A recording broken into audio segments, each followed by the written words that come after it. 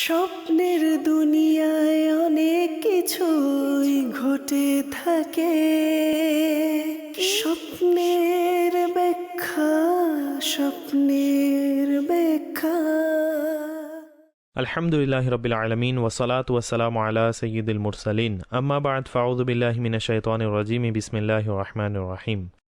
আসসালাতু ওয়াসসালামু আলাইকা ইয়া রাসূলুল্লাহ ওয়া আলা আলিকা ওয়া আসহাবিকা ইয়া হাবিবাল্লাহ। আসসালাতু ওয়াসসালামু আলাইকা ইয়া নবিয়াল্লাহ ওয়া আলা আলিকা ওয়া আসহাবিকা ইয়া নূরাল্লাহ। দর্শকবৃন্দ, আপনাদের সকলকে স্বাগতম জানাচ্ছি এবং আজকে আমাদের অত্যন্ত খুশির বিষয়, কেননা আজকে আমাদের স্টুডিওতে আমাদের প্রিয় ভাজন মুবাল্লিগে দাওয়াতে ইসলামী, যিনি এই অনুষ্ঠানের নক্ষত্র, তিনি এই মুহূর্তে আমাদের সাথে উপস্থিত আছেন এই স্টুডিওতে। ইনশাআল্লাহ তার আলোচনা শ্রবণ করব। প্রশ্ন উত্তরের পর্ব শুরু করার পূর্বে একটি হাদিস শরীফ, যা দরুদ শরীফের ফজিলত সম্পর্কে বর্ণিত হয়েছে, তা আপনাদের শ্রবণের উদ্দেশ্যে আরজ করছি। নবী করিম সাল্লাল্লাহু আলাইহি ওয়াসাল্লামের ইরশাদ হচ্ছে, মান সাল্লা আলাইয়া খামসিনা মাররাতান সাফাহতুহু ইয়াউমাল কিয়ামাহ। বলা হয়েছে যে আমার প্রতি 50 বার দরুদ শরীফ পাঠ করবে, আমি কিয়ামতের দিন তার সাথে মুসাফাহ অর্থাৎ সাক্ষাৎ ও করমর্দন করব। সুবহানাল্লাহ। নবী করিম সাল্লাল্লাহু আলাইহি ওয়াসাল্লামের এই ইরশাদ প্রকৃতপক্ষে আমাদের প্রতি অসীম সহানুভূতির নিদর্শন, যেন আমরা নবী করিম সাল্লাল্লাহু আলাইহি ওয়াসাল্লামের সত্তার প্রতি দরুদের মাধ্যমে নিজেদের তরি পার করে নিতে পারি। আল্লাহ তাআলা আমাদেরকে নবী করিম সাল্লাল্লাহু আলাইহি ওয়াসাল্লামের প্রতি সত্য অন্তরে ভালোবাসার মন মানসিকতা দান করুক এবং এই মহান সত্তার প্রতি আমাদেরকে দরুদ শরীফ পাঠ করার তৌফিক দান করুক। দর্শকবৃন্দ, এখন অগ্রসর হব আপনাদের প্রশ্নবলীর দিকে। আমার আম্মু স্বপ্ন দেখেছেন, আমার ফুফু যিনি পূর্বেই ইন্তেকাল করেছেন, তিনি স্বপ্নে এসে বলেন আপনার জন্য একটি সুসংবাদ আছে। যখন আমার আম্মা জিজ্ঞাসা করে তখন সে বলে, জানি সিনা আমির আহলে সুন্নাত এবং হুজুর সাল্লাল্লাহু সাল্লাম আপনার বিষয়ে কিছু বলেছিলেন। আমার আম্মু জানতে চাইলে বলে আমি বলবো না। পুনরায় সে জিজ্ঞাসা করলে বলে আমি বলবো না। এই মুহূর্তে আমার আম্মুর ঘুম ভেঙে যায়। দয়া করে এই স্বপ্নের ব্যাখ্যা বলে দিন। জি আসাদ ভাই। ওই স্পষ্ট কিছু বলেছেন, কি বলেছেন তা জানা নেই, এবং যার বলার ছিল তিনি বললেন আমি বলবো না। দ্বিতীয়ত হচ্ছে এর মাঝে জিয়ারতের বিষয়ে কিছু উল্লেখ নেই, যেমন হুজুর সাল্লাল্লাহু আলাইহি সাল্লামের জিয়ারত হয়েছে। যাই হোক, তার আলোচনা থেকে এবং যিনি স্বপ্ন তাকে বর্ণনা করেছেন, এতে একটি স্বাচ্ছন্দ্যের বিষয় উপলব্ধি হচ্ছে। কাজেই আল্লাহ তাআলার দরবারে দোয়া করুন এবং এই দোয়া করবেন যেন স্বপ্নে প্রিয় নবী সাল্লাল্লাহু আলাইহি ওয়াসাল্লামের জিয়ারতের সৌভাগ্য হয়, এবং তার মুখ থেকে কোনো সুসংবাদ শুনতে পারলে তো কোনো কথাই নেই। অতএব এর বিস্তারিত যেহেতু উল্লেখ নেই, তাই বিস্তারিত বলারও অবকাশ নেই। মেরে তুম খ্বাব মে আও মেরে ঘর রোশনি হোগি। সুবহানাল্লাহ। জি, পরবর্তী কল। আমার প্রশ্ন হচ্ছে, যদি কোনো ব্যক্তি নিজেকে মজবুত কোনো শিকল দ্বারা স্বপ্নে আবদ্ধ অবস্থায় দেখে, তখন এর ব্যাখ্যা কী হবে? জি আসাদ ভাই। বিপদের সম্মুখীন হওয়ার আলামত। আল্লাহ পাকের দরবারে দোয়া করুন যেন আল্লাহ পাক দুর্ঘটনা থেকে, বিপদ ও মুসিবত থেকে নিরাপদে রাখে, এবং আল্লাহর রাস্তায় সাদকা করে দিন। সামনে আরও কল আসতে পারে যাতে এ ধরনের বিষয় থাকবে, যেখানে দুর্ঘটনা ও বিপদ আপদের কথা উল্লেখ থাকবে। আল্লাহর রাস্তায় তো সারা বছরেই ব্যয় করা উচিত। যে কোনো সাদাকা হোক, ইনশাল্লাহ তা আপনাকে বিপদ আপদ থেকে নিরাপত্তা দিবে। অতএব আপনার সামর্থ্য অনুযায়ী যত বেশি ব্যয় করবেন, তত বেশি ইনশাআল্লাহ উপকৃত হবেন। আল্লাহর রাস্তায় ব্যয় করুন, ইনশাআল্লাহ আজ্জা ওয়াজাল অবশ্যই বরকত লাভ করবেন, এবং সাদাকার বরকতে বান্দা বিপদ থেকে নিরাপত্তা লাভ করে। জি হ্যাঁ, অবশ্যই বেশি বেশি সাদকা করুন এবং নিজের রাস্তা সহজ করুন। জি, কল। স্বপ্নে ভূমি রক্তে রঞ্জিত দেখা কেমন, এর ব্যাখ্যা কি হবে? রক্তে রঞ্জিত। দেখুন, এ ধরনের স্বপ্ন অবশ্যই বিস্তারিতভাবে উল্লেখ করবেন, কেননা জন্তুর ব্যাখ্যা একরকম হবে, মানুষের ব্যাখ্যা অন্যরকম হবে, এবং ওই রক্ত কোনো জবাইকৃত জন্তুর নাকি মানুষের পরস্পর ঝগড়ার কারণে, মানুষ নাকি চতুষ্পদ জন্তু। অতএব বিশেষভাবে কোনো কিছু বলা যাবে না। যা হোক, এমনিতে সার্বিক বিবেচনায় মানুষের তথ্যের ভিত্তিতে বলতে গেলে এটা ভয়ের প্রতি ইঙ্গিত করে এবং আতঙ্ক সৃষ্টিকারীর মতো স্বপ্ন। তো আমার পরামর্শ হচ্ছে এর প্রতি দৃষ্টি দিবেন না, আর এটা এমনিতেও অস্পষ্ট। চিন্তিত হওয়ার প্রয়োজন নেই। আল্লাহ তাআলার দরবারে সুরক্ষার জন্য দোয়া অবশ্যই করবেন। জি, পরবর্তী কল চালিয়ে দিন। যদি স্বপ্নে বড় ধরনের টিকটিকি গায়ের উপর এসে পড়ে, পরে এটাকে সরিয়ে দেয়, তাহলে এর কি ব্যাখ্যা?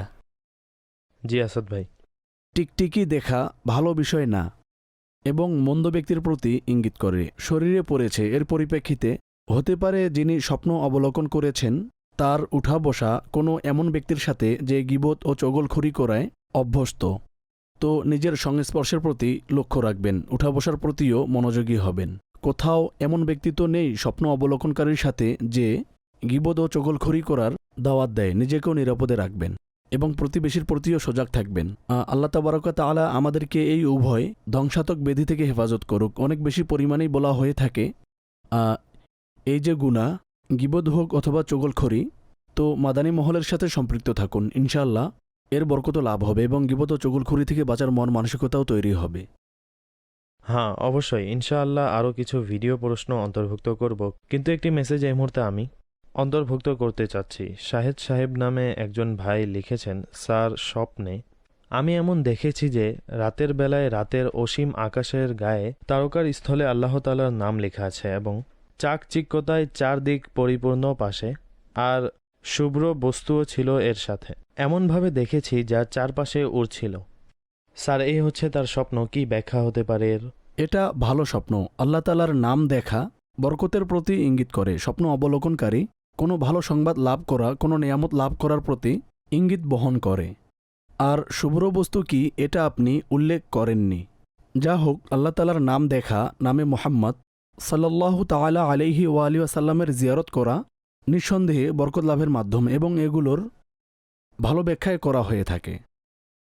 এক ইসলামী বনের বার্তা এটা আসাদ ভাই লিখেছেন, আমি স্বপ্নে বানর দেখেছি যা আমার উপর আক্রমণ করে বসে। প্রায় আমি এই স্বপ্ন দেখি আর এরপর আমার শারীরিক অবনতি ঘটে। তো এর ব্যাখ্যা কি হবে? দেখুন, বানর প্রাণী এটা অসৎ ব্যক্তি, প্রতারকের ইঙ্গিত বহন করে। তো আপনাকে দুটি কাজ করতে হবে। প্রথমত, বাহ্যিকভাবে যদি কোনো এমন কাজ থাকে, খাবার থাকে, দৈনন্দিন কোনো রুটিন থাকে যা রোগের কারণ হতে পারে, তাহলে এর থেকে আপনি নিজেকে দূরে রাখুন।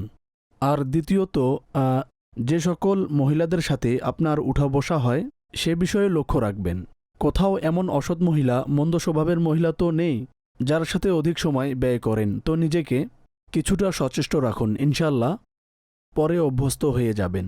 এটা আবশ্যক না যে অসৎ ব্যক্তি, অসৎ মহিলা সেই হবে যে চুরি করে, ডাকাতি করে। এরাও অসৎ, কিন্তু পরনিন্দাকারীও কম খারাপ না। পরস্পরের মাঝে ঝগড়া বাঁধানো কম অপরাধ না। মুসলমানের জন্য অন্তরে হিংসা বিদ্বেষ লালনকারী সেও অনেক জঘন্যতম ব্যক্তি। সাধারণত এই বিষয়গুলির প্রতি আমরা লক্ষ্য করি না। আমাদের যাকে ভালো লাগে তার সাথে উঠা বসা এবং ঘোরাফেরা শুরু করে দেই। কিন্তু এই যে অভ্যন্তরীণ ব্যাধি, এগুলো অত্যন্ত মারাত্মক রূপ ধারণ করে। প্রতিবেশীর প্রতি মনোযোগী হন, এমন মহিলার সংস্পর্শে থেকে নিজেকে দূরে রাখুন। অত্যন্ত চমৎকার, মাশাআল্লাহ। আসাদ ভাই একটি প্রশ্ন আমাদের কাছে এসেছে, হ্যাঁ এটা আজম চিশতি সাহেবের লিখেছেন, স্যার আসসালামু আলাইকুম। অত্যন্ত চমৎকারভাবে তিনি ওয়ালাইকুম আসসালাম ওয়া রাহমাতুল্লাহি ওয়া বারাকাতুহু। স্যার লিখেছেন, স্বপ্ন স্মরণে থাকে না, এর কারণ কি হতে পারে? স্মরণে না থাকার বিশেষ কোনো কারণ নেই, আর না এর বাহ্যিক স্মৃতিশক্তির সাথে তেমন কোনো সম্পর্ক আছে। মাঝে মধ্যে স্মরণে থাকে, মাঝে মধ্যে ভুলে যায়। আবার কখনো কোনো ব্যক্তির 25 বছর পুরানো স্বপ্ন স্মরণে থাকে আর কালকের দেখা স্বপ্ন ভুলে যায়। এটা ওই সময়ের অবস্থা। ওই সময় মানুষের শারীরিক অবস্থা কেমন থাকে, উঠার পর কোনো সময় আমরা স্বপ্নকে পুনরাবৃত্তি করি তো স্মরণে থেকে যায়। সাথে সাথে পুনরাবৃত্তি না করলে ভাবতে থাকি, হায় কি দেখলাম। এতটুকু স্মরণে থাকে, কিছু দেখেছি। তো এর কোনো বিশেষ কারণ তো আমার জানা নেই। তো এটাকে বেশি গুরুত্বের সাথে নেওয়ারও প্রয়োজন নেই। কিছু মানুষ পেরেশানির শিকার হয়ে যায়, হায় না জানি আমার কি কোনো সমস্যা আছে নাকি আমার স্বপ্নই স্মরণে থাকে না। তো এমন কোনো বিষয় না, বাস ঠিক আছে, স্মরণে আছে ঠিক আছে, স্মরণে নেই তখনও ঠিক আছে। কিন্তু যদি কোনো অশুভ স্বপ্ন থাকে তাহলে স্মরণে না থাকলেও নিজ থেকে আল্লাহর কাছে পানা চেয়ে নিন। যেমন আমি যে স্বপ্ন দেখেছি আমার মনে হয় যে এটা ভালো বিষয় না, হে আল্লাহ যদি এর কোনো মন্দ প্রভাব থাকে তো এর থেকে নিরাপত্তা দান করো, বাস এতটুকুই।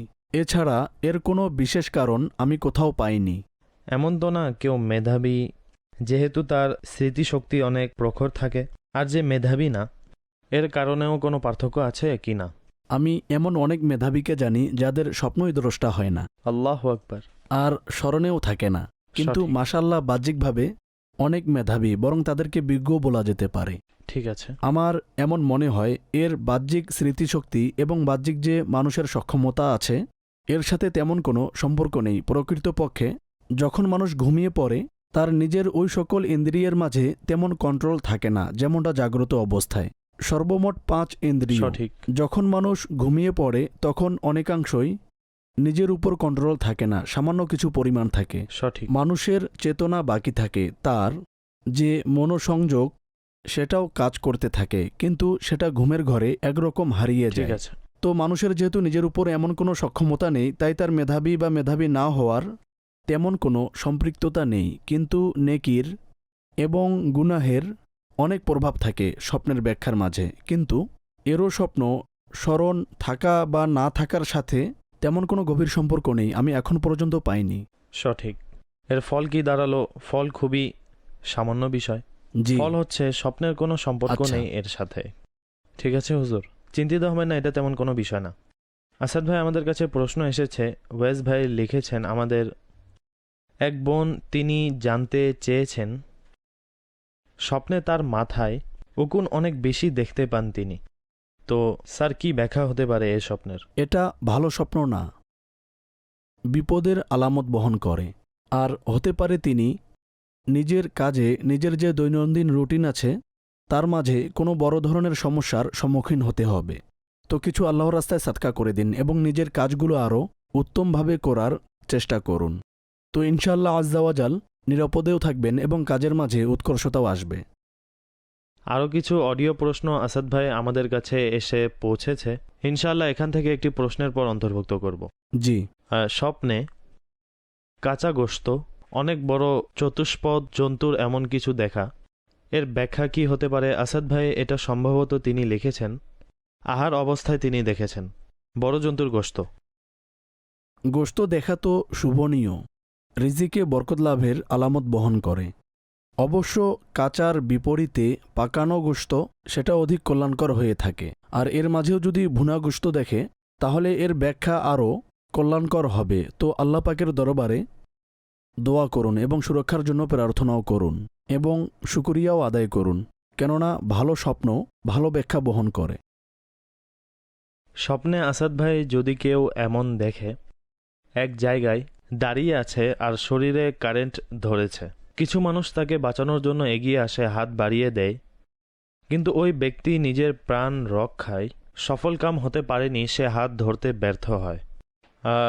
এই ধরনের একটি প্রশ্ন সে আমাদেরকে পাঠিয়েছে।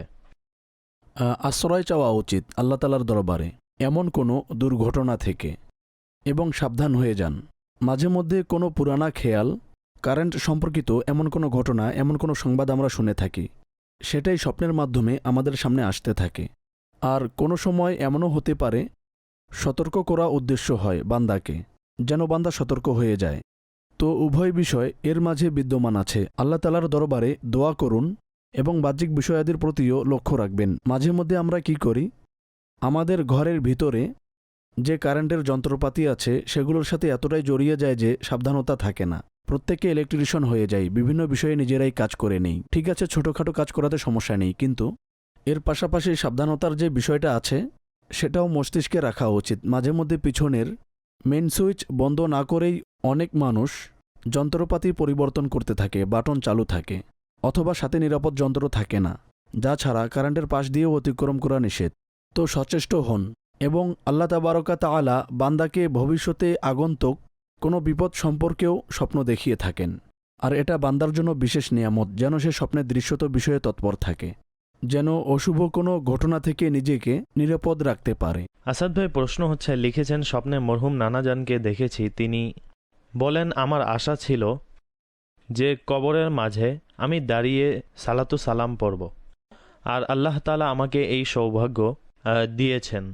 আর এটা আমাদের কোনো জীবিত ইসলামী ভাইয়ের স্বপ্ন সম্পর্কে তার নানাজান হয় তাকে এই বিষয়টা উল্লেখ করেছেন, এক ইসলামী ভাই আমাদের সাথে শেয়ার করেছেন। মাশাআল্লাহ, বরকতময় স্বপ্ন এবং ভালো ধারণাই করা উচিত। এমনও আশিক আছে, সম্ভবত আলা হযরত ইমামে আহলে সুন্নাত রহমাতুল্লাহ তাআলা আলাইও এই আকাঙ্ক্ষা ব্যক্ত করেছিলেন। আমার কবর এমনভাবে বানাবে যখন সরকার সাল্লাল্লাহু আলাইহি সাল্লাম তাশরিফ নিয়ে আসবেন তখন যেন আমি দাঁড়িয়ে সালাম পেশ করতে পারি। তো অত্যন্ত বরকতময় স্বপ্ন, যার বিষয়ে আপনি দেখেছেন তার বিষয়ে আরও সুধারণা লালন করা উচিত এবং ইসালে সাওয়াবও করুন। আর এটা ভালো সংবাদ, যার মাধ্যমে যারা জীবিত আছে তাদের আনন্দ অনুভব হয়।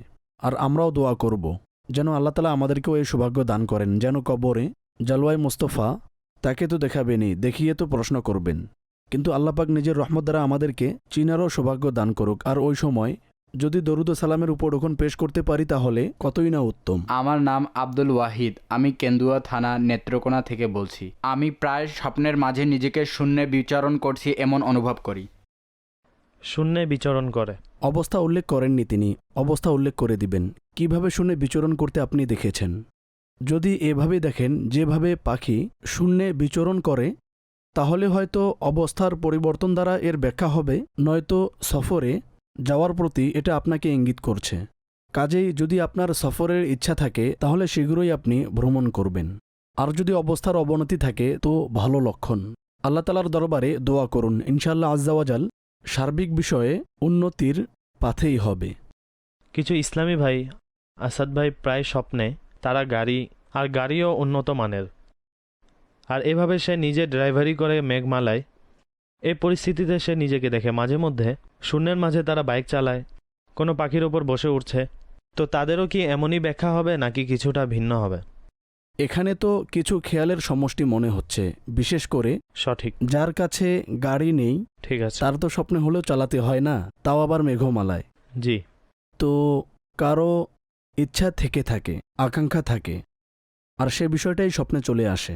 এছাড়া যেহেতু স্বপ্নে মাঝে মধ্যে বিভিন্ন খেয়ালের সমষ্টি একত্রে সম্মিলিতভাবেও দৃষ্টিগোচর হয়ে থাকে, তো উড্ডয়নের বিভিন্ন ধরন হয়ে থাকে, এর কোনো বিশেষ সম্পর্ক তো নেই। তবে আমি যে একটি সাধারণ ব্যাখ্যা উল্লেখ করেছি তা পাখির ন্যায় উড্ডয়নের সাথে সম্পৃক্ত। যদি কোনো ব্যক্তি এভাবে শূন্যে বিচরণ করে, যেভাবে পাখি বিচরণ করে, তো অবস্থার পরিবর্তন পজিটিভ এবং সফরের প্রতি ইঙ্গিত করে। জি ঠিক আছে, জাজাকাল্লাহ। জি, কল শুনান। স্যার, আমি বেশ কিছুদিন ধরে যখনই স্বপ্নে হাঁটি সামনে পানি চলে আসে, কখনো নদী, কখনো সাগর, আবার কখনো নালা নর্দমা। এগুলো ভিন্ন ভিন্ন স্বপ্ন। এর কি ব্যাখ্যা হতে পারে? জি আসাদ ভাই। বিপদ দ্বারাই ব্যাখ্যা করা হবে। আপনার কাজে আপনাকেই সমস্যার সম্মুখীন হয়তো হতে হবে, তো নিজের কার্যাবলী উত্তমভাবে করার চেষ্টা করুন। এটা আবশ্যক না, আমাদের কাজে যে বাধা বিপত্তি বা যা উত্তম হিসাবে বিবেচিত না, যে অধপতন আসে, যে সমস্যা আসে, বিপদ আসে, তা অন্য কোনো ব্যক্তির কারণে হয়। প্রায় আমাদের ব্যাপক অলসতার কারণে নিজেদের কাজে বিপদের সম্মুখীন হতে হয়, কাজ পরিপূর্ণভাবে করি না, এর যে চাহিদা আছে তা সম্পূর্ণ করতে পারি না। এ বিষয়ে আমাদের চিন্তা করা উচিত। আর যদি আমরা এটাকে বিবেচনা করি আর নিজেদের কাজকে নিপুণতার সাথে করি, তো ইনশাআল্লাহ আজ্জাওয়াজাল এমন অসংখ্য সমস্যা আমাদের হাতেই সমাধান হতে পারে। আল্লাহর দরবারে দোয়াও করতে হবে। আল্লাহ তাআলা তার বিশেষ দয়া অনুগ্রহ আমাদের সকলের উপর বর্ষণ করুক। জি, পরবর্তী প্রশ্ন। আসাদ ভাইয়ের কাছে একটি স্বপ্নের ব্যাখ্যা জানার ছিল। আমি স্বপ্নে অনেক ভয়ঙ্কর ঘন অন্ধকারাচ্ছন্ন জঙ্গল আছি। রাতের অনেকাংশে অতিবাহিত হয়ে গেছে। আমি ভয়কে উপেক্ষা করে ধীরে ধীরে জঙ্গল থেকে বের হচ্ছি। অনেক গভীর জঙ্গল, এর ব্যাখ্যা বলে দিন। জি আসাদ ভাই। জঙ্গলের ব্যাখ্যা বিভিন্নভাবে করা হয়। মাঝে মধ্যে নিজের কোনো ধর্মীয় বিষয়াদিতে ভুল হচ্ছে এ ধরনের ব্যাখ্যা করা হয়ে থাকে। মানুষের উচিত যেন নিজের বিষয়াদির পর্যবেক্ষণ করে নিজের হিসাব নেওয়া, বিশেষ করে যদি আমরা কাজকর্ম করি তাহলে ওই কাজের নিয়মনীতি কী। আর যে সময় এই স্বপ্ন দেখেছেন ওই সময় আপনার কোনো ব্যক্তির সাথে সম্পর্ক হয়েছে, তো ওই সম্পর্ক শরীয়তের দৃষ্টিতে কেমন, এবং এর মাঝে আপনার যে বিষয়ে চুক্তি হয়েছে বা লেনদেন হয়েছে, এ বিষয়গুলো বিবেচনা করার প্রয়োজন। ইনশাআল্লাহ আজ্জাওয়াজাল যদি কোনো পেরেশানি থাকে, এ ধরনের কোনো দুর্বলতা থাকে, যখন আমরা চিন্তা করব তখন ইনশাআল্লাহ আমাদের সামনে আসবে। এ ধরনের স্বপ্ন আমাদের জন্য সতর্কতা স্বরূপ হয়ে থাকে। আল্লাহ পাক ইঙ্গিত প্রদান করে যেন বান্দা এই বিষয়ে গুরুত্ব দেয়। আর যদি কোনো জায়গায় শরীয়ত বিরোধী কাজ থাকে অথবা কোনো এমন বিষয় যা শরীয়ত সম্মত না, তাহলে বান্দা নিজেই নিজেকে দূরে রাখার ব্যাপারে প্রস্তুত থাকবে। জি, পরবর্তী কল চালিয়ে দিন। মোহাম্মদ খায়রাত্তারি নারায়ণগঞ্জ থেকে বলছি। আমি স্বপ্নে দেখেছি আমি আর আমার আম্মু বাজারে কষায়ের দোকান থাকে না গোশতের, সেখান থেকে গোশত ক্রয় করছি। গোশত আমাদেরকে কেটে দিচ্ছে। স্বপ্নে আমাদের এটাও বুঝে আসে এটা ভেড়ার গোশত। জি, এর ব্যাখ্যা কি হবে? যদি আপনার রুটিন থাকে পরিবারের সাথে এভাবে বাজার সদাই করার, তাহলে তো কোনো ব্যাখ্যা হবে না। একটা স্বাভাবিক দৈনন্দিন কাজ যা আপনি স্বপ্নে দেখেছেন। আর যদি বাস্তবভাবে এমন না হয় তো যাই হোক, গোশত ক্রয় করা হালাল জন্তুর, যেমনটা আপনি বলেছেন, ভেড়ার গোশত ক্রয় করেছেন, নিয়ে এসেছেন, তো এটা রিজিকে প্রশস্ততার আলামত বহন করে। এটা ভালো স্বপ্ন। জি ঠিক আছে, পরবর্তী কল। আমার স্ত্রী 3 দিন যাবৎ একটা স্বপ্ন দেখছে যে একটা মহিষ তাকে আঘাত করেছে। মূলত মহিষ যদি গাড়ি করে মাল নিয়ে যা, বরঞ্চ মানুষ তারে আঘাত করে পিছন দিয়া, এইটাই তো না? তো এর ব্যাখ্যা যদি একটু করে দিতেন ভালোই তো। কোনো ব্যক্তির কাছ থেকে কোনো প্রভাবশালী ব্যক্তির কর্মকাণ্ডে বিপদের সম্মুখীন হতে পারেন। যেহেতু আমাদের বিস্তারিত জানা নেই, কেননা আপনার ওয়াইফ এই স্বপ্ন দেখেছে, তার কী রুটিন আছে, কী সমস্যা আছে, তো যা হোক কোনো ব্যক্তির পক্ষ থেকে বিপদের সম্মুখীন হওয়ার দলিল হয়ে থাকে। আর যদি কোনো কাজকর্ম করে অথবা এমন কোনো বিষয় আছে, তাহলে আরও সাবধানে কাজ করবেন এবং সচেতনতা আরও হওয়া উচিত। সামান্য সচেতন হয়ে গেলেই ইনশাআল্লাহ মাঝে মধ্যে সচেতনতাকে আশ্রয় করে আমরা বিপদ থেকে, কোনো সমস্যা থেকে বাঁচার ক্ষেত্রে সফল হয়ে থাকি। আসাদ ভাই, স্বপ্নে যদি অনুরূপ কোনো ঘটনা যেমনটা এইমাত্র মহিষের পর্যালোচনা হলো, তো তাহলে কি রং পরিবর্তন হওয়ার মাধ্যমেও ব্যাখ্যায় কোনো পার্থক্য আসবে? উদাহরণস্বরূপ, যদি কোনো ব্যক্তি স্বপ্নের মাঝে সাদা ষাঁড় দেখে আর সে আক্রমণের শিকার হয়, অথবা এমনিতেই কোনো জায়গায় চলার সময় এই অবস্থায় নিজেকে দেখে হলুদ রঙের গাভী বা ষাঁড় এগুলো দেখে, তাহলে কি ব্যাখ্যায় পরিবর্তন আসবে? মহিষের রঙের পার্থক্য তো আমার জ্ঞানের মাঝে নেই, কিন্তু গাভীর রঙের ভিন্নতার কারণে কিছু বিভিন্ন ব্যাখ্যা বর্ণনা করা হয়। সঠিক। এবং সাধারণত মানুষের রং স্মরণে থাকে না। আর এটাও হয়ে থাকে যে এলাকায় যে রঙের পশু বেশি পালন করা হয় তাই স্বপ্নে দৃশ্যত হয়। কেননা স্বাভাবিক বিষয়, মানুষ যা দেখে তাই তার স্বপ্নে দৃশ্যত হয়। পৃথিবীর মাঝে বিভিন্ন রঙের জানোয়ার আছে, সাধারণত মানুষ তাই দেখে যা তাদের আশেপাশে বিচরণ করে। সঠিক। একটি প্রশ্ন আছে আসাদ ভাই, লিখেছেন আমার মরহুম ভাই আমাকে স্বপ্নে নিতে এসেছে আর বলছে তোমাকে সাথে করে নিয়ে যাব। আমি তার কাছে মিনতি করি যে আমাকে ছেড়ে দাও, নিয়ে যাবে না, কিন্তু সে সিদ্ধান্তে অনড় আর আমার বাহুতে ধরে আমাকে সাথে নিয়ে যায়। আজই এই স্বপ্ন দেখেছি, কি বলবেন আপনি? যাওয়ার জন্য প্রস্তুত না, ভাইয়ের সাথে যাওয়ার জন্য প্রস্তুত না। কেননা যে ভাই দুনিয়া থেকে চলে গেছে আর তার এভাবে নেয়ার উদ্দেশ্য তা ভয়ানক হতে পারে। এটা অনেক অদ্ভুত বিষয় আসাদ ভাই, যে বান্দা অর্থাৎ দুনিয়াতে যাকে অনেক মহব্বত করে, সর্বদা সাহায্যের হাত বাড়িয়ে রাখে, বাস যখনই রুহের সম্পর্ক শরীর থেকে পৃথক হওয়া দেরি হয়, এরপর তো অবস্থায় পরিবর্তন হয়ে যায়। হ্যাঁ, স্বাভাবিক বিষয়, এখন এটা অস্বীকার করা তো যাবে না। আর বস্তুত এখানে দেহ আর রুহের বিষয় না, মূলত যে ভয় হয় তা মৌতের ভয়। এখন এই যে দেহ, যার সাথে আপনি কিছুক্ষণ পূর্বেও নির্ভয়ে ছিলেন, দেহ তো ওটাই, রুহ ছাড়া। কিন্তু মূলত সেই দেহের ভয় না, বরং ওই মৃত্যুর ভয় হয়ে থাকে। এখন সে মারা গেছে, সে নিষ্প্রাণ হয়ে গেছে, তো স্বাভাবিক, অস্বীকার তো করা যাবে না। যেভাবে মানুষ ইহকালে আত্মীয়ের সাথে সম্পর্ক অটুট রাখে, তো মৃত্যুর পরে তেমনই হবে। হ্যাঁ, কোনো বিশেষ সম্পর্ক আছে, সেটা ভিন্ন কথা বা ভিন্ন বিষয়, কিন্তু স্বভাবতই মৃত্যুর ভয় সর্বোপরি প্রত্যেকেরই থাকে। কেউ বলতে পারবে না যে আমি মৃত্যুকে ভয় করি না। এখানে মূলত দেহ নয়, বরং মৌতের ভীষণ ভয়, যা অপ্রীতিত্বের কারণ হয়ে দাঁড়ায়। যা হোক, এটা আবশ্যক না যে যদি কোনো মৃত এসে বলে আমি তোমাকে নিতে এসেছি, এখন যে স্বপ্ন দেখেছে তার চলে যাওয়ারই সময় হয়েছে, এ বিষয়ে ভাবার প্রয়োজন নেই। বরং নিজেকে এভাবে তৈরি করা উচিত, মৃত্যু তো আগে পরে আসবেই, চাই মুর্দা স্বপ্নে এসে বলুক অথবা না বলুক। এমন অসংখ্য লোক যাদেরকে কোনো মৃত ব্যক্তি এসে বলে যায়নি, তারপরও তারা দুনিয়া থেকে বিদায় নিয়েছে। চারদিকে এমন অসংখ্য কবরস্থান মানুষ সর্বদাই দেখে থাকে।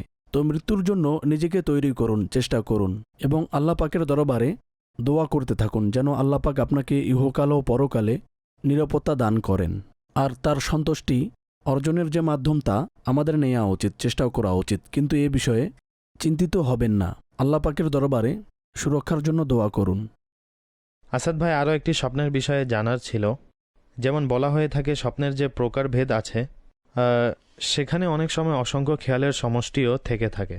আর যখন মানুষ বেশি ঘুমায় তখন ওই বিষয়গুলো, ওই অবস্থা বেশি পরিমাণে সামনে আসে। তো এখন এমন অবস্থায় যদি কেউ স্বপ্ন দেখে অথবা এ ধরনের অর্থাৎ যে কোনো কিছু দেখে, তাহলে কি সেগুলোর ব্যাখ্যা হবে? এ বিষয়ে কিছু বলা যাবে, নাকি সেই খেয়ালেরই কোনো সাকল্য বা সমষ্টি যা ঘুমের ঘরে আমরা দেখি?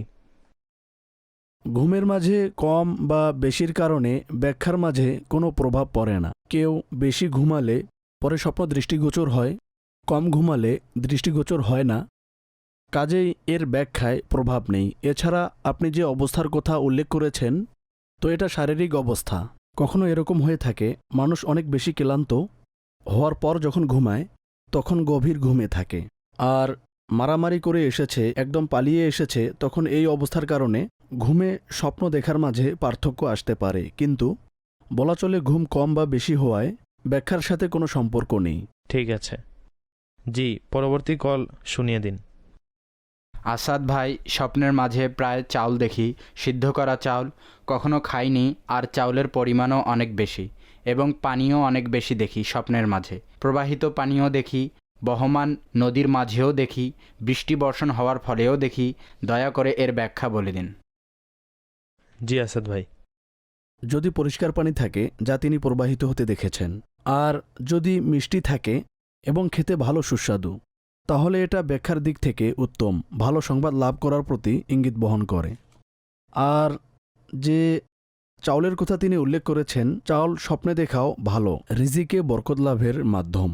আর যদি স্বপ্ন অবলোকনকারী কোনো সমস্যায় লিপ্ত থাকে, তো আল্লাহ তাআলার রহমতে সমাধান হয়ে যাবে। জি, পরবর্তী কল চালিয়ে দিন। আমার স্বপ্নের ব্যাখ্যা জানার ছিল। কিছুদিন পূর্বে স্বপ্নে বাবাকে দেখেছি, একজন নুরানি চেহারা সম্পন্ন ব্যক্তি, এবং তার চেহারা থেকে অনেক উজ্জ্বলতা প্রকাশ পাচ্ছে, অর্থাৎ চারিদিক আলোকিত হয়ে গিয়েছিল, আর আমাকে বলছিল তিনি তোমার কাছেই। এখন আমার জানা ছিল এই স্বপ্নের ব্যাখ্যা কি হবে। বাবা? জি। আচ্ছা, তো আপনি এটা উল্লেখ করেননি যে স্বপ্নে কি আপনি আপনার বাবার চেহারাকেই দেখেছেন? আপনি বলেছেন কোনো বুজুর্গ, পরে বলেছেন আপনার বাবা। যদি কোনো বাস্তববিরোধী ঘটনা হয় তাহলে এর কোনো ব্যাখ্যা নেই, অর্থাৎ আপনার সম্মানিত বাবা বেঁচে নেই। আর কেউ যদি স্বপ্নে এসে বলে ইনি আপনার বাবা, আর আপনি চিনে নেন ইনি আপনার বাবা না, তাহলে বাস্তব বিরোধী, এর দিকে দৃষ্টি দিয়েন না। অপ্রাসঙ্গিক স্বপ্নের ব্যাখ্যা হয় না। ঠিক আছে, এমন স্বপ্নের ব্যাখ্যা করা যায় না। জি, পরবর্তী কল। আমি প্রায় স্বপ্নে সাপ দেখি, কখনো খাওয়ার জন্য আসে, কখনো রাগে তেড়ে আসে, আবার কখনো দন্ত আঘাত করে। এর ব্যাখ্যা বলে দিন। মোস্ট ফেমাস টপ 5-এর লিস্টে আছে এই প্রশ্ন। জি, সাপ দেখা ভালো লক্ষণ না। মন্দ ব্যক্তি, শত্রুপক্ষ ক্ষতি সাধনের চেষ্টায় নিয়োজিত এমন ব্যক্তির প্রতি ইঙ্গিত করে। যখনই এমন স্বপ্ন দেখবেন, বাহ্যিকভাবেও আপনি নিজেকে নিরাপদে রাখার চেষ্টা করবেন। আপনার উঠা বসা, আত্মীয় স্বজন, ব্যবসা করেন, কোনো চাকরি করেন, মানুষের সাথে আপনার সম্পর্ক গড়ে উঠেছে, সে বিষয়ে আরও সচেতন হয়ে যাবেন এবং আল্লাহ তাআলার দরবারে সুরক্ষার জন্য প্রার্থনাও করবেন। অনেক ভালো হবে যদি এই নিয়তে আল্লাহর রাস্তায় কিছু ব্যয় করেন, সাদকা করেন, যেন আল্লাপাক আমাকে এর মন্দ প্রভাব থেকে হেফাজত করে। ইনশাআল্লাহ নিরাপত্তার মাধ্যম হবে। এছাড়াও তাবিজে আত্মারিয়াও আমাদের সংগ্রহ করা উচিত, ব্যবহার করা উচিত।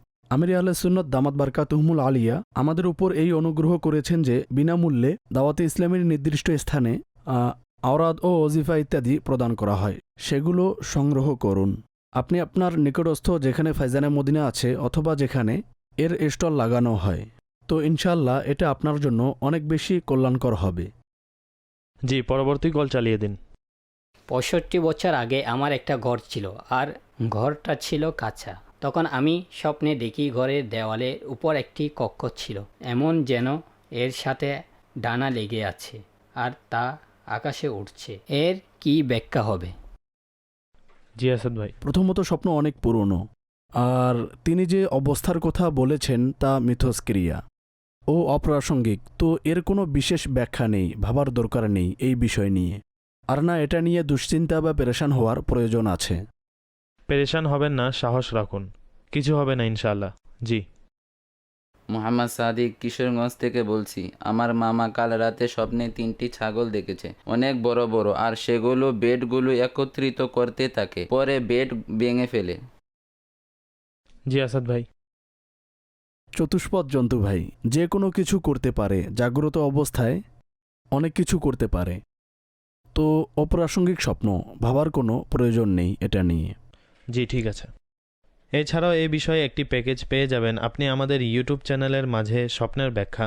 ইউটিউব চ্যানেলে আপনাদের জন্য এই সংক্রান্ত আমরা একটি অনুষ্ঠান রেকর্ড করেছি, যে স্বপ্নে ছাগল দেখা, ছাগি দেখা, ছোট ছোট ছাগলের ছানা দেখা, এগুলো ব্যাখ্যা কি হতে পারে, এগুলো বিস্তারিত সহকারে আমরা রেকর্ড করেছি। ইনশাআল্লাহ এটা আমাদের ইউটিউব চ্যানেলে পেয়ে যাবেন। আমাদের চ্যানেল আপনারা ভিজিট করবেন এবং এর ভিডিওগুলো শেয়ারও করবেন এবং প্রচারও করবেন। জি, আমার প্রশ্ন হচ্ছে এই যে আমার ওয়াইফ প্রায় স্বপ্নের মাঝে সাপ এবং তোতা পাখি এসব কিছু দেখে থাকে, দয়া করে এর ব্যাখ্যা বলে দিন। জি আসাদ ভাই। সাপ দেখা তো অসৎ ব্যক্তির আলামত হয়ে থাকে। আপনি বললেন অনেক বেশি দেখে, তো তার করণীয় হচ্ছে নিজের সম্পর্কের প্রতি বিবেচনা করা। এমন ব্যক্তির সাথে সম্পর্ক রাখবেন না যে অনিষ্টের কারণ হতে পারে। দ্বিতীয়ত আল্লাহ তাআলার দরবারে দোয়া করবেন। তোতা গোলামের ও চাকরের আলামত বহন করে। বিস্তারিত উল্লেখ করেননি পাখি ধরেছেন নাকি দেখেছেন, উড়িয়েছেন নাকি উড়ে এসেছে। এর বিস্তারিত বললে এর ব্যাখ্যা করা যাবে। সাধারণত তোতা দেখা গোলাম বা চাকরের আলামত হয়ে থাকে।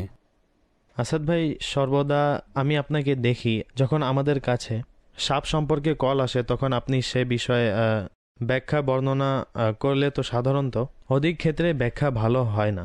জি, এর কি কোনো ভালো ব্যাখ্যাও আছে? যেমন কেউ স্বপ্নে সাপ দেখেছে আর এর ব্যাখ্যা ভালো? যেগুলোর ব্যাখ্যা ভালো সেগুলো মানুষ দেখে না, ঠিক কেননা আছে। তা স্বপ্নে দৃশ্যত হয় না। এর একটি ব্যাখ্যা ভালো বর্ণনা করা হয়। যদি কোনো ব্যক্তি সাপকে বরাবর 2 টুকরা করে, সঠিক, তো এটা ইনসাফ করার আলামত। হুম, যদি কেউ এমন ক্ষমতা সম্পন্ন হয়ে থাকে, সঠিক, তখন সে ইনসাফের সাথে কাজ করবে। এর ব্যাখ্যা। এর আরও একটি ব্যাখ্যা এমন হয় যে যদি কোনো ব্যক্তি সাপকে মেরে ফেলে, এর উপর বিজয়ী হয়ে যায়, একে বোধ করতে পারে, এটা শত্রুর উপর বিজয়ী হওয়ার আলামত বহন করে। এছাড়া যা আছে বেশিরভাগ ক্ষেত্রেই ব্যাখ্যা ভালো হয় না। আর সাধারণত মানুষ এটাই জিজ্ঞাসা করে, সাপ দেখেছি, পিছনে লেগে আছে, দংশন করছে, সোফার উপর আছি, চৌকির উপর আছি, তো নিচ দিয়ে অতিক্রম করছে, ইত্যাদি ইত্যাদি। আর সাপ তো এমনিতেও খুব কম মানুষই দেখেছে। এখন দর্শকের কাছে যদি প্রশ্ন করি, হয়তো 10%ও অনেক কষ্ট করে সরাসরি সাপ পাওয়া যাবে। দেখেছে। বাস্তবে সাপ দেখেছে। বাস্তবে সরাসরি। বাস্তবে কোথায় সাপ দেখেছে? ঠিক আছে। অনেকেই পিকচারে সাপ দেখেছে, অথবা কেউ এমন জায়গায় গিয়ে দেখেছে যেখানে চিড়িয়াখানা ইত্যাদি ছিল। বাস্তবে খুব কম মানুষই সাপ দেখেছে। এখন এর প্রভাব যে আছে মানব মস্তিষ্কে, নেগেটিভেই বলা চলে। সঠিক। আর এমনিতেও সাপ কোনো গৃহপালিত প্রাণী না, আর এ বিষয়ে প্রচলনও নেই। কাজেই এরপর যখনই সে স্বপ্ন দেখে সাধারণত ভীতিগ্রস্তই হয়ে যায় আর নেগেটিভ স্বপ্নই দেখতে থাকে। এখন এর ব্যাখ্যা স্বভাবতই ভালো হবে না, তো সাধারণত অশুভ ব্যাখ্যায় হয়ে যায়। কিন্তু এর যে 2টি পজিটিভ ব্যাখ্যা আছে তা আমি আপনার কাছে আরজ করেছি। আর যারা বলে হাতায় কাল সাপ পোষা, এটা কি? প্রবাদ বাক্য এটা। আচ্ছা, প্রবাদ বাক্য। কাল সাপ অর্থাৎ এমন ব্যক্তি যে বাহ্যিকভাবে আপনার নিকটস্থ এবং আপনার শুভাকাঙ্ক্ষী, কিন্তু বাস্তবে সে আপনার শুভাকাঙ্ক্ষী না, যা দুধ কলা দিয়ে কালসাপ পোষার মতো।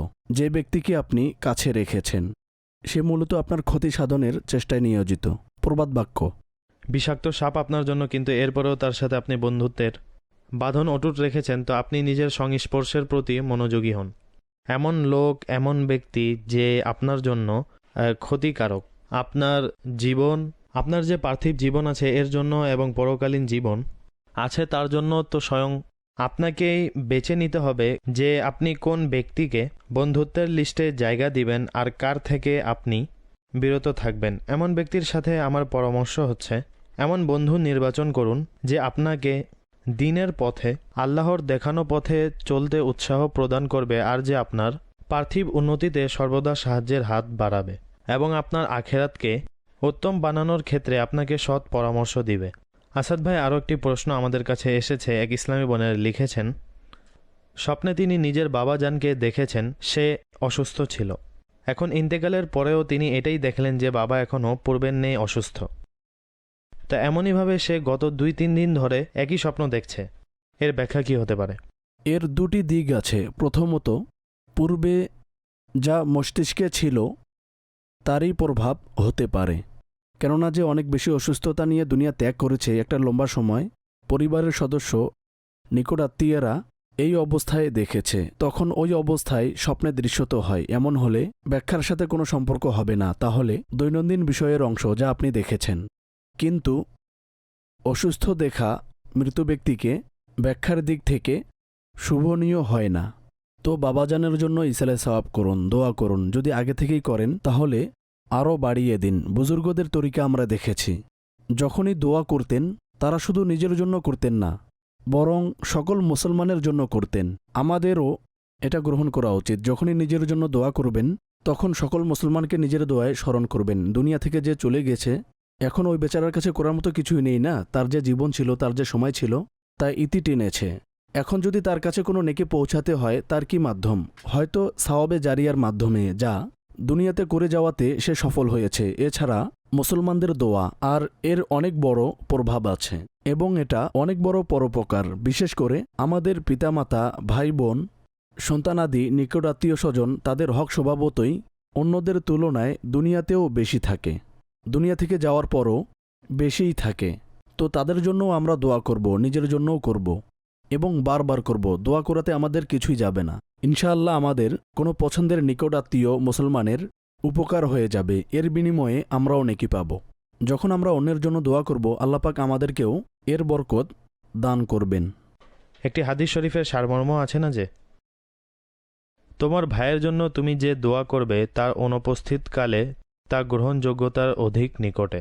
জি, অনুপস্থিতে মোনাজাতকারীর দোয়া, যে সময় যে সকল অবস্থা রয়েছে যার মাঝে দোয়া দ্রুত কবুল হয়, তার মাঝে এও রয়েছে মুসলমান ভাইয়ের জন্য তার অনুপস্থিতকালে যে দোয়া করা হয়।